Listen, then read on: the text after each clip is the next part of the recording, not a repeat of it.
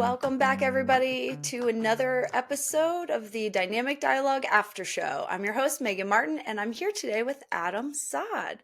Quick reminder for those that maybe don't know Adam, he was helping enterprise groups navigate telecom and contact center for 8 years. He was on the selling side at Salesforce as the top AE before getting completely burned out. Can't wait to get into that. The burnout is real for so many of us. Then deciding to start his own company, making sure that people are using the right technology and helping fix some of those pain points, realizing the full potential of your tech stack. He's the founder and CEO of Tech Stack Advising, where his mission is to help businesses maximize their investment in contact center technology. So welcome to the after show. We're going to dive in deep. Event about it was fun, told some funny stories, but we're going to get into the nuggets. So very first thing I want to know is let's talk about burnout. This is so real. I mean, you talked in the podcast episode about your house literally being destroyed by a hurricane and you're on your laptop in the middle of no drywall, rebuilding your house after it got hit. I mean, how does that not equate to burnout when you were an AE at Salesforce? You know, how do you manage? How do you manage?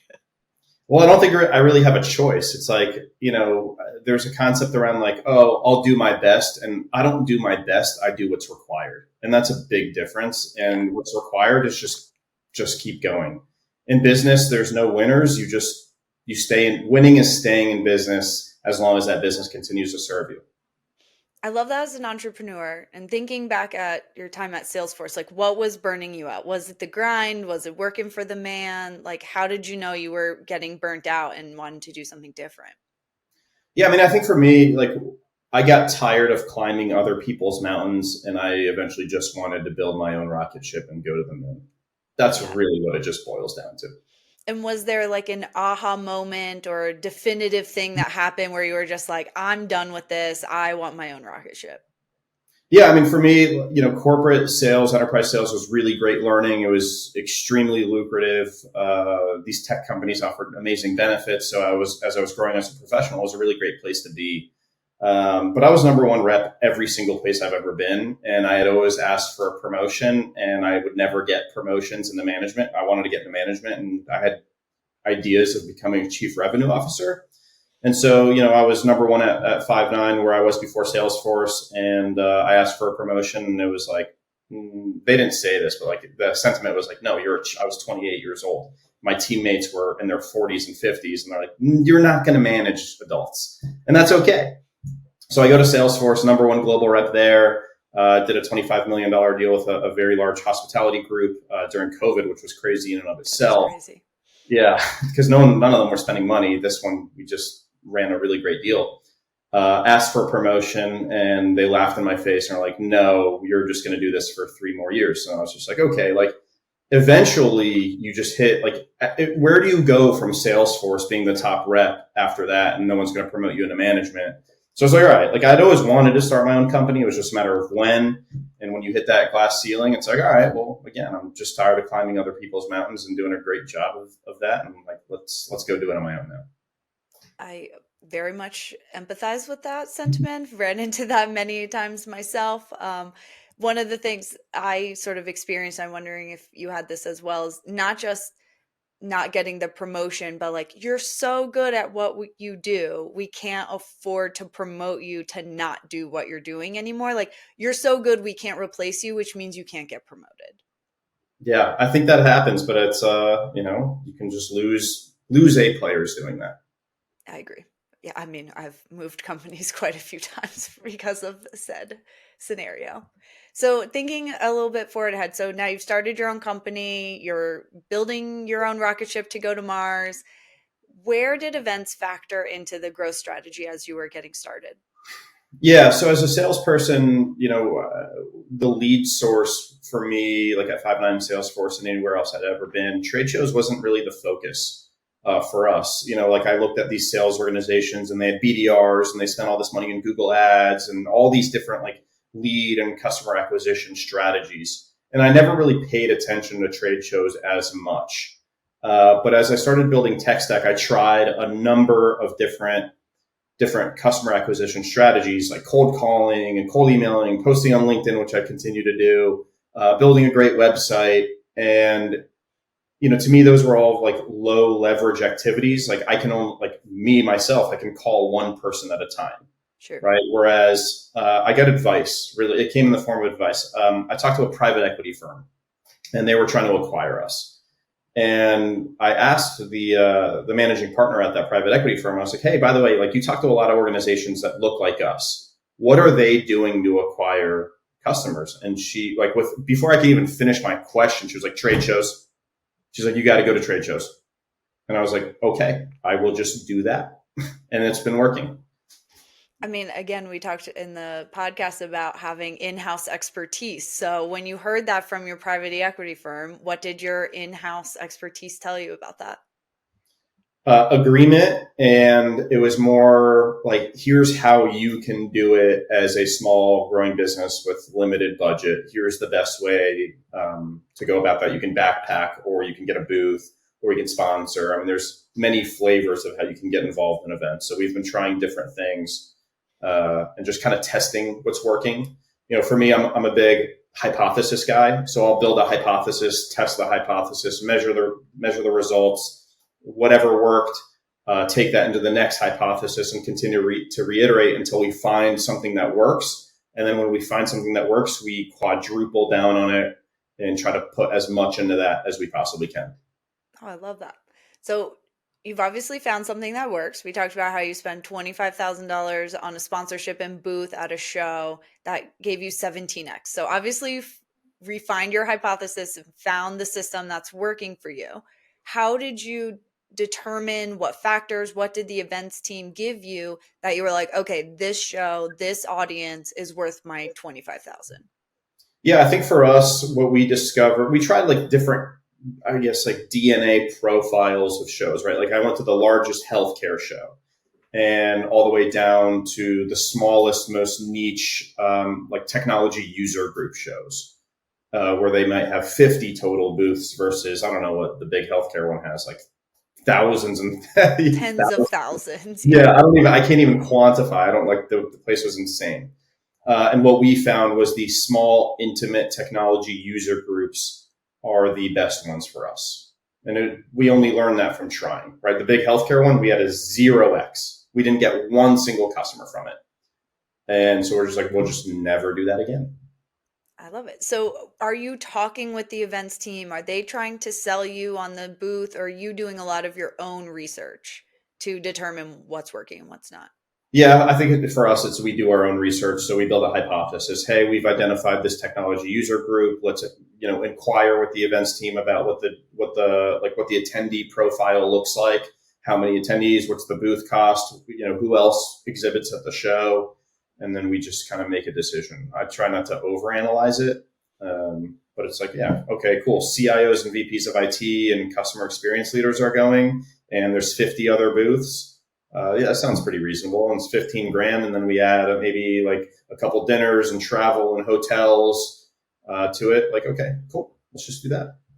And how are you determining that profile? Is it the event website? Are you looking through an attendee list?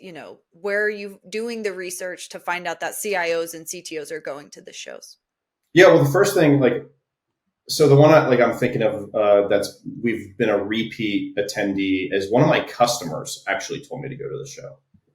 So one of our high, not a big customer, but a high paying, good, healthy LTV customer. He was like, hey, by the way, are you going to this show? And I was like, should I? He goes, you should absolutely go. And so I just went.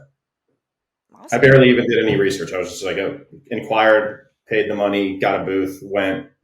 And it was the first time we went, we got a 28x return on it. Okay. Well, event planners, listen, your attendees are your biggest advocates for sponsorship sales. I completely agree with that. It's not leveraged enough. So thinking post-show, do these event organizers reach out to you to find out about your experience? Are they asking you, did you get 10x, 28x on your investment of coming to our show? Are they asking any questions about your experience? Other than a survey, do they just email you a survey link and be like, fill this out? Or do they actually talk to you? Yeah. All right. Thank you for the clarification because I was going to say yes, they do, but I don't respond because they're just surveys and I'm not filling out surveys. And any opposition to filling out a survey? I don't want to spend the time on it, even if it's 5 minutes. What if they called you and said, "Hey, what was your experience? How'd the show perform for your company?" Would you take the call? If I decided to answer an unknown number, I would. Yeah. How millennial of you. Yeah. The amount of calls I get every day, I don't answer anything.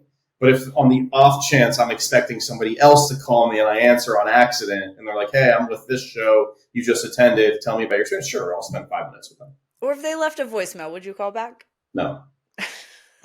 So what would be the best way for like advice for event planners who want to get the feedback and want to prove that exhibiting at their show was worth it for you? How could they get that feedback from you? I don't think they can get it from me, but I don't think I'm the typical profile of the exhibitor, right? Like I think most of the exhibitors, they have event teams or VP of marketing or director of marketing, event marketing professionals whose job it is to have these conversations. And like if I had somebody like that in house, I would say, yeah, you should talk to these people and let them know what we think so they can maybe improve their show. But for me, that's just a low leverage activity. I don't want to spend my time doing that. I don't want to say this the wrong way, but I have more important things to do. No, I don't disagree. And I think that's important to think about, the CEOs.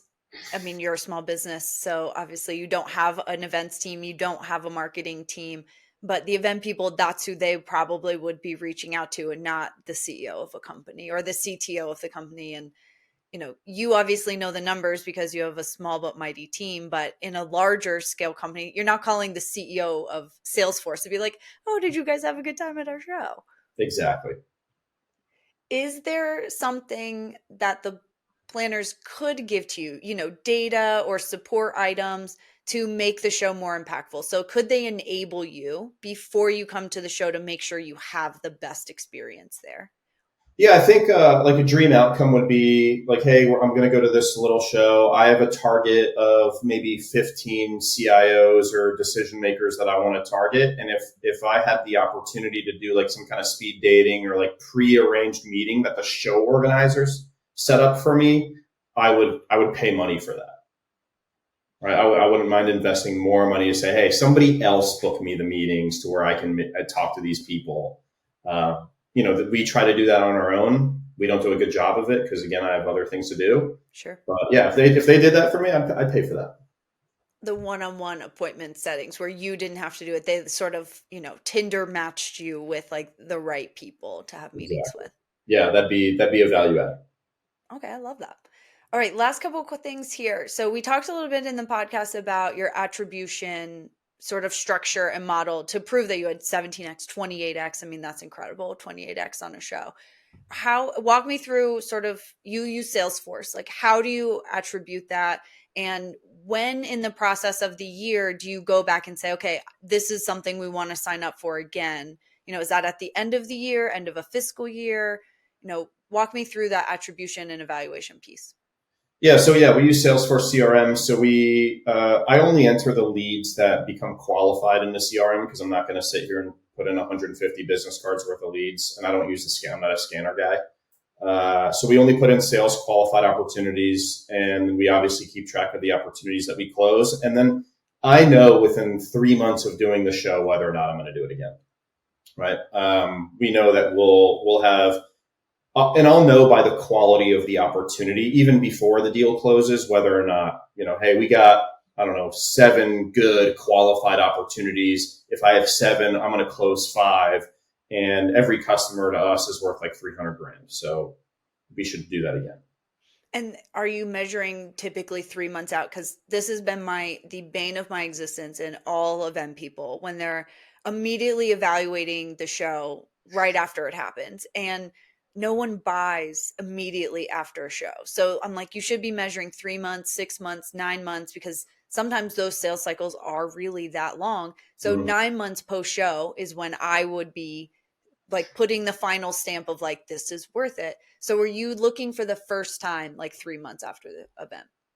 I would say I'm measuring this constantly Yeah. because like I'm the salesperson here. And as we grow the sales team, it'll be different because I won't have as close of a visibility into it. But yeah, I look at constantly 3 months. 3 months is probably my attention span for it. Should we go longer? We could, but like I have a pretty good idea by 3 months. By 3 months. And then at that point, you're saying, yes, we're going to do this again, and you sign up that moment? Or do you wait for the show to reach back out and be like, it's time to renew and sign up for next year? Yeah, the latter. We like I got an email like a month ago, like, hey, mark your calendars. This is the show date, and so I send that to my EA and just let her know, like, hey, we need to remind me to register for this one when it's open. That's awesome. And is there a threshold when you're evaluating sponsorship? Like, you want the one-on-one appointments, you want speaking spots. Is there a package that's more important than not? Or do you want to pick your own sort of sponsorship levels? Like, you want an a la carte where I want a speaking spot and a booth, and I don't know, I want to sponsor the coffee cart, as opposed to like, you're a gold sponsor and here's what you get. Yeah, I mean, I think like if I look back at one of the recent shows we did that we really liked, it was like, hey, here's the gold sponsorship, but we were able to talk to the show organizers and say, hey, like I don't need 7 booth passes, so I really only need 3. And so what they did was like, all right, well, in exchange for the booth passes, we will let you sponsor the room drop free of charge. And so that was really cool and flexible of them to let us do that. So like, yeah, package, but maybe mold the package to be more bespoke to what we're looking for. So some flexibility in it, like, it gives you a starting point, but then you can kind of move things around. Like you said, you don't have 7 necessarily people going to the show, so how can we swap that up for something else? Yeah, exactly. And the room drop was, awesome. We had so many people come to our booth and just say thank you so much. That was a really cool gift. What'd you give? I'll give away my secret. We did these little like branded sound machines. Oh, like a sleeping sound machine? I Yeah, mean, genius. yeah. A room drop with a sound machine. I mean, Yeah, it was great. My EA came up with that idea, and I'm serious. Like the amount of people that were like, "Oh my gosh, I can never sleep in hotels. This is awesome!" Or I have a young kid at home, and we travel, and we don't want to bring the big hatch, so this is amazing that we can bring. And so a lot of people really like that, and we got like the amount of people that came to us and thanked us for that. Like they went out of their way to say thank you, which was that's cool. amazing. I love that. So my last question that kind of leads me in, the famous debate of swag, branded or unbranded. Did you put your logo on the sound machine? Absolutely. Absolutely. Do you put your logo on any swag you're going to give out? You want to have it on there? Like, Yeah. for example, a cutting board. Like, if I were to give a cutting board, would you put your logo on the cutting board? Okay, so I think it's different. Right? In my opinion, if you're going to go to a trade show or an event or something, and you're bringing swag to give to a large amount of people, then yes, it should be branded. But we also send our clients gifts, right? Like I sent one of my clients like this really high end, like a steak knife set. I'm not putting my logo on a personal gift that I give to somebody, but for a large audience at a show where I don't know these people, yes, I'm putting my logo on it. So an intimate dinner, executive dinner of 10 or 15 people that you're doing a high touch point, high value gift. You're not branding, but mass to the producers, sound machines, swag in a booth, logos all day long. Exactly. Oh, I love it. All right. Last piece of advice for meeting planners from a sponsor exhibitor perspective. How can they best interact with you? How do they work with you to get the most money out of your company? Make it easy. And what does that mean for you? Make it easy. Come to me. Don't ask me what do you want. Come to me with a point of view about what other organizations typically purchase if they look like me. And how they got their most money. Like, this person came and did this and got the most return from being at our show. Yeah. Come to me with best practices. Come to me with a POV point of view. Come to me with a suggestion. You're the expert. I mean, it's your show. You should know or have a perspective on what I should be asking and what I should be looking for. And you want me to be successful. So come to me with something that's going to make me the most successful. That within reason, obviously. Like, don't tell me you'll have the most success if you just spend $100,000. Like, really? But okay, but maybe they should tell you why it's worth the $100,000. Then you might listen a little more. Yeah, that's just your opinion, though. Of course. Yeah, come to me like with some solid evidence. I'm a big evidence guy. well, we're talking hypothesis. I mean, maybe you have a future as a scientist with all your hypothesis and evidence. It's funny you say that. We just had a conversation this morning with a customer. We're troubleshooting, and I use that exact analogy. I'm like, we are scientists. We're developing hypothesis, and we want to test all the variables. I mean, I consider myself in that way sort of an event scientist and marketing scientist. It's all just, what works today won't necessarily work tomorrow. And even during the pandemic, I was putting on events that we called the 6 foot laboratory because we were experimenting with the way how we could get back in person as quickly as possible, but still being, 6 feet apart. And all of that came. This is the funny story that I don't know if a lot of people know this, but the 6 foot laboratory came out of one of my favorite shows, Parks and Recreation. And Tom Haverford calls himself a party scientist, and he creates Entertainment 720 Laboratory to throw like the most epic parties. And I was like, man, we just have to do a lab. We have to science this out and figure out what's going to work. And the only way to do it is to get people in a room to do it. That's exactly right. I'm a firm believer in that business is a series, no matter what department you're in. Business is a series of if-then hypotheses, and the challenge is how do we make N equal enough volume to actually test it thoroughly. Yeah, I love it. Absolutely love it. Well, event planners, be a scientist and make it easy for your exhibitors and sponsors to get the most out of their package and how they want to spend money and show up at your shows.